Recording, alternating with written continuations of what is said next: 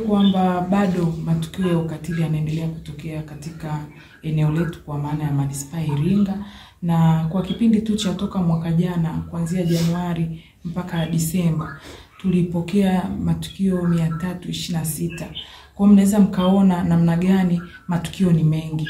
Lakini pia katika matukio haya tunaona watoto ni wahanga zaidi kuliko watu wazima. Tuna matukio ambayo yameripotiwa 207 ambayo yalikuwa yanahusisha watoto. Kwa hiyo katika harakati za kutokomeza vitendo vya ukatili tunapiga kelele zaidi kwa watoto kwa sababu tunaona ni kundi ambalo ni wahanga zaidi. Lakini sisi kama halmashauri pamoja na jitihada ambazo zinaendelea kufanywa, tunaendelea kutoa elimu na kutoa mkazo zaidi wazazi wazingatie malezi na ukaribu wa watoto wao. Ulinzi wa mtoto unaanzia nyumbani. Kama mzazi na mlezi hauko makini na mtoto, huwezi kubaini kwa haraka viashiria vya ukatili. Na tunawafundisha wazazi na walezi waweze kubaini viashiria ili waweze kuwasaidia watoto wasiingie kwenye kufanyiwa vitendo vya ukatili. Kama ambavyo serikali kupitia mpango wa kutokomeza ukatili unavyotaka, tuhakikishe kwamba tunazuia matendo ya ukatili yasitokee, na pale yanapotokea basi hatua za kisheria zichukuliwe kwa maana ya kuwapeleka katika vyombo vya kisheria wale watakaohusika, lakini sambamba na utoaji wa huduma kwa wahanga wote wa vitendo vya ukatili. Kwa hiyo nirudi kusema kwamba ulinzi wa mtoto unaanzia nyumbani. Serikali tutaendelea kushirikiana na wadau, lakini wazazi na walezi lazima warudi kwenye wajibu wao wa msingi wakihakikisha watoto muda wote wanakuwa salama. Ni vyema mzazi akaelewa mtoto yuko wapi, yuko na nani na anafanya nini wakati wote. Tukiweza kuelewa hayo maswali matatu tukawa tunafuatilia watoto wetu, kwa kiasi kikubwa tutapunguza vitendo vya ukatili kwa watoto wetu. Kwa kweli tatizo kubwa ni wazazi kujisahau, huo ndio ukweli.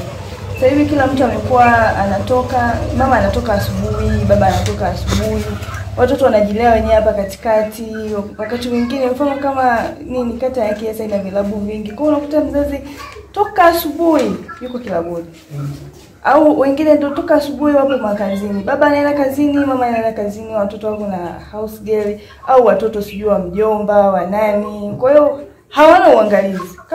Kama tunavyojua kwamba ulinzi wa mtoto unaanzia nyumbani. Wazazi, hakikisha popote pale ulipo unajua mtoto wako yuko wapi na anafanya nini na nani.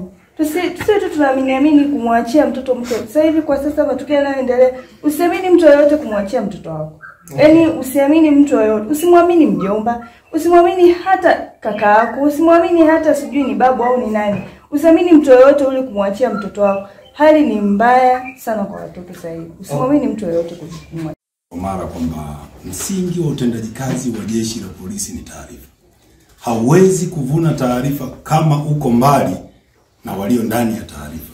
Na ndio maana jeshi la polisi kwa kata zetu 106 zilizopo mkoa wa Iringa, karibia kila kata, sio karibia, ni kila kata ina askari wa jeshi la polisi ambaye ni wacheo kuanzia constable mpaka wakaguzi.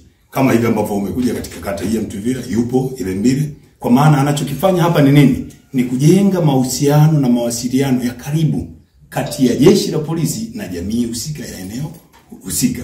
Kwa hiyo inapotokea lolote limekuja, focal person wa kwanza kupokea taarifa ambayo inakwenda ndani ya jeshi la polisi ni askari aliyepo ndani ya kata.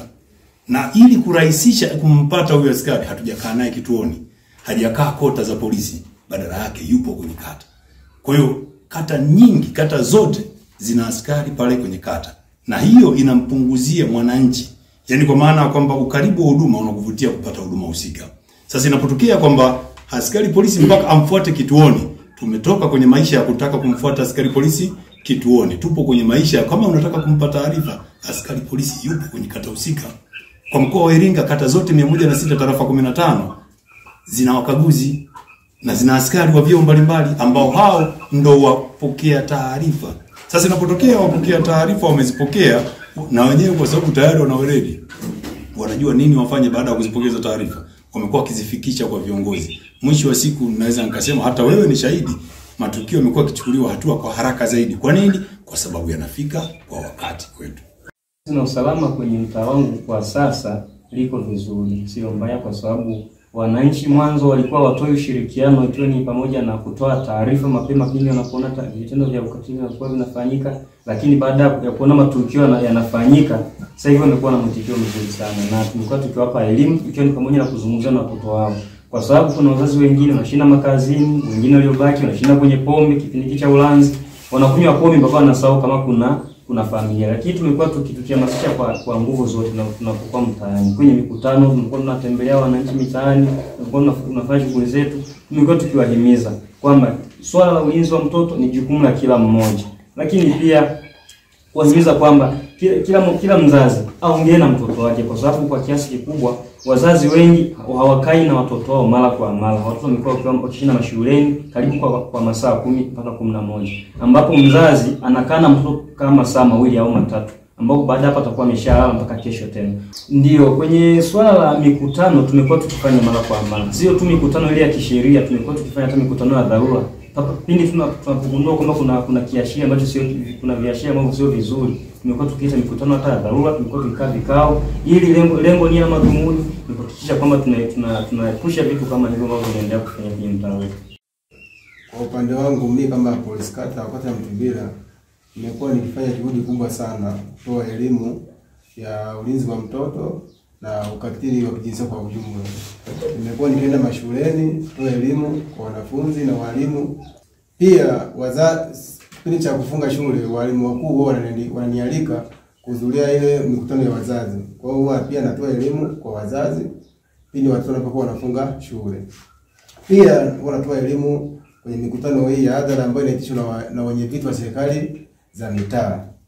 Kwa hiyo na pia wanaenda vilabuni, sasa vilabu vya pombe, kwa sababu na kule kuna vitendo vya ukatili vinafanyika. Kuna baadhi ya wazazi wanaingia na watoto kwenye vilabu vya pombe.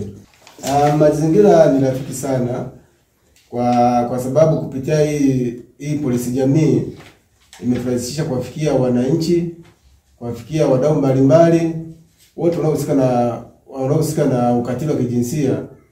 Pia wanawashirikisha taasisi mbalimbali, viongozi wa dini, ili waweze kutoa elimu kwenye nyumba za ibada, ili tuweze kukomesha vitendo hivi kwenye kata yetu.